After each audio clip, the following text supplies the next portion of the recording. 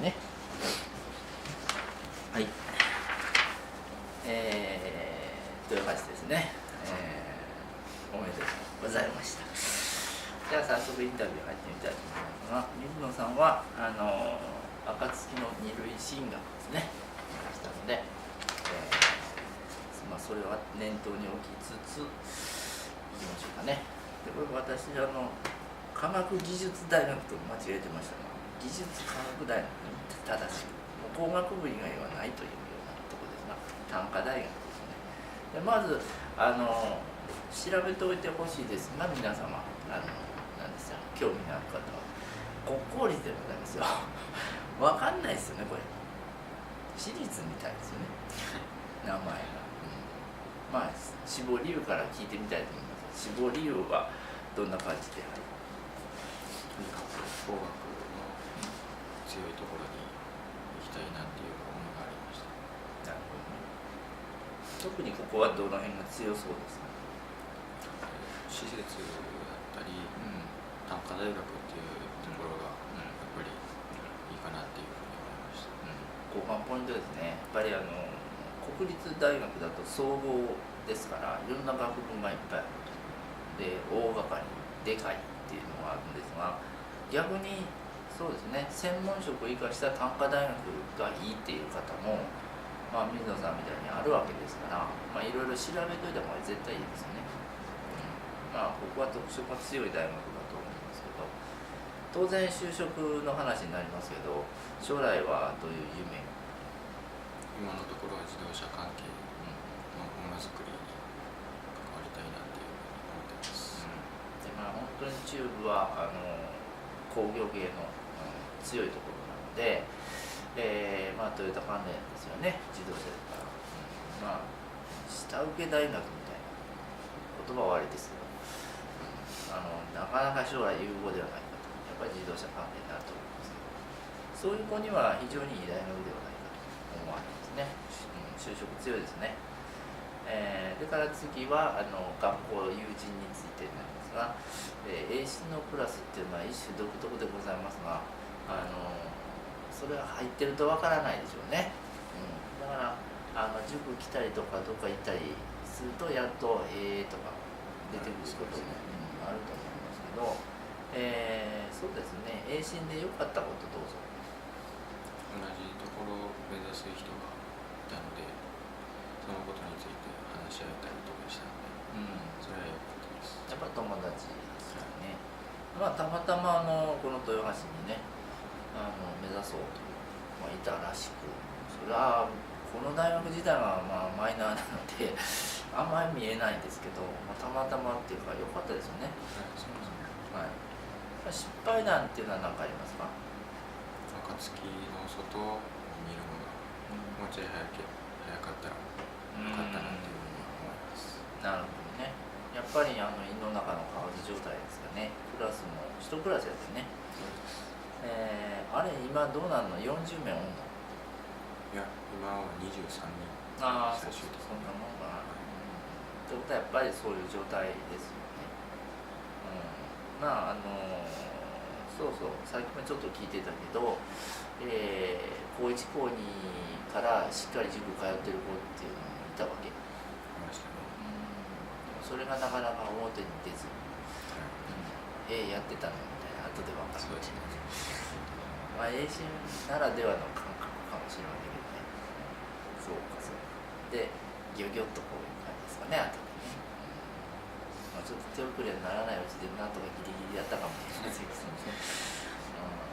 次に投資の方行きますけど、印象に残ってる講座っていうのは何でしょう？スタンダード物理、山口先生のやつで、です。スタンダード物理がどうなのかなとも思ったんですけど、レベル的にね、大体難関大物理多いので推薦するのが、でも、山口先生が全国的には評判がいいんですよ。解説がいいとかね。この先生で物理がちょっと目から鱗で、あなたの場合はどんな感じでしたか、山口先生？自分の中でぼやっとしてたところがはっきりと見えたんで、そこが良かったなってするにはまず公式が理解できないと。それが数学のように公式を使ってっていうふうに思うと違う成り立ちが分かるとやっぱりあと楽ですよね、本当にね。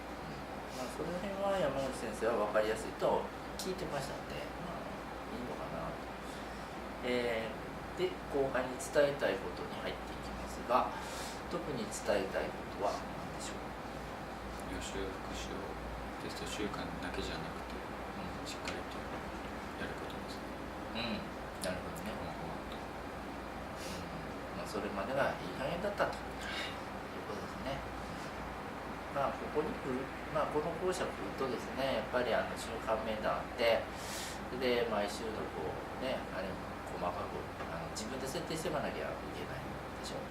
で特にそうね、1週間前にはもうテストものは全部終わってると。それがね、やっぱりいい結果が出せる原則ですから、そこまでなかなかできてなかったと、いうことですね。でもまあそれに気がついたら勉強の仕方っていうのはもう全然変わりません。これからどんな職種つこうが資格試験とかねいっぱい出てきますけど、やり方は一緒ですから、それを大学高校時代に身につけられたのはあなたの財産です。またこれを使ってほしいということですが、はい。あとまあうちの独特な習慣面談と生徒研修についてですけど、印象に残っていることをどうぞ。試験前の心の持ち方ですね。なるほどね。本番のねとこですが、まあ2つありましたが、1つは、試験会場にいられる自分は一体誰のおかげかというね、だからありがたかったなって思い返すと、感謝の心を持ちましょう。だからもう一つ忘れちゃいけないのは与えられた環境で、自分は自分なりにやってきたと。でまあ、水野さんも皆様と同じように講座を終わらせ、そして大学対策の、講座も取れた。そうですね。で基本の講座終わらないとあれ取れないですからね。だからちゃんとそれまでたどり着けたのはあなたがやったからですから、そこはもう自信持っていいんじゃないかという話ですね。はい。でまあその、自分がゲットできた、試験会場での心の持ち方とか習慣面談生徒研修を今後どのように生かしていきたいと思いますか。どうぞ。今後も面接だったり試験があるんで、その試験前に心の持ち方を自分で毎回持って臨めたら自信になると思います。なるほどでございます。結構でございます。これから大学の中であんまりないかもしれないけど、まあ就職試験があるからね、大きいですよね。まあ、あと私からの一言は、ぜひ、水野さんもですね、結構うちのイベント生徒研修だの、トップリーダーとか、出席をしてくれてたので、ちょっと身にはついてきたかなと思いますから、身について実践今回の入試でもできたので、今度はですねちょっとこの人には伝えておきたいという人がいたらぜひ広めといていただきたいということですね。これは広めた人が徳を積むんですよ、やっぱりね。そうですね。で広めてその相手がうまいこと成功できてくると話し相手にもなるし、輪が広がっているんですね。出し惜しみするもんじゃないですよね。気をつけていただきたい。まあ今後、そうですね、地元でおそらく就職になるだろうなとは思うんだけども、一つ技術を発展させていただきたい